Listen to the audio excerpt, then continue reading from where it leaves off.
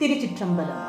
காண்கின்ற கண்ணொளி காதல் செய் ஈசனே, ஆண் பெண் அலி உருவாய் நின்ற ஆதியை, பூண்படு நாவுடை நெஞ்சம் உணர்ந்திட்டு சேண்படு பொய்கை செயல் அணையாரே, காணும் ஒளியாகவும் காட்சி பொருளாகவும் கண்ணில் கலந்து கருத்துள் புகுந்து உயிர்களுக்கு அருள் புரியும் நேசமிகு ஈசனை, ஆணாய் பெண்ணாய் அலியாய் நின்ற முதல்வனே, உண்ணும் உணவின் சுவையை நாவாலே சுவைத்து அந்த இன்பத்தை உள்ளத்தால் உணர்ந்து மகிழ்ந்திருப்பதை போல இறைவனின் அன்பை கருணையை அனுபவித்து அந்த ஆனந்தத்தை உள்ளூர உணர வேண்டும்.